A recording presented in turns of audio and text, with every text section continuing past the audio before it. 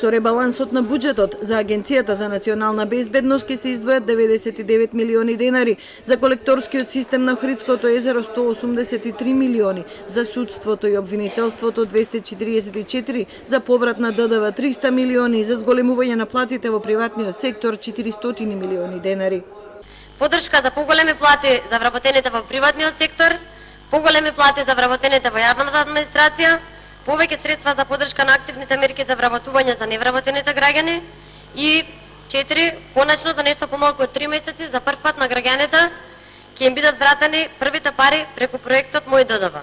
За опозицијата ова е само популизам. Забележува дека се крати од се што може да донесе бенефит за граѓаните, од парите за изградба на железница кон Бугарија, од изградба на водоводи, канализации, градинки, болници.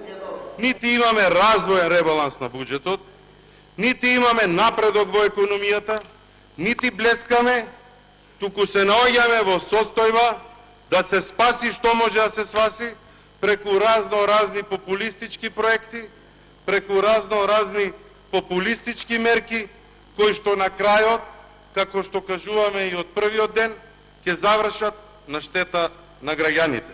СДСМ направи серија споредби со периодот на владење на ВМРО-ДПМНЕ. Конкретно градинките во 11 години изградивте 45 градинки. Само за 2 години изградени се 24 и допрва плюс се градат. Вкупните приходи се планирани на 210,5 милиарди денари, а расходите на 228,2 милиарди. Дефицитот е непроменет и е позициониран на 2,5% од БДП. По 10-дневната амандманска расправа, пратениците може да дискутираат најмногу 5 работни дена.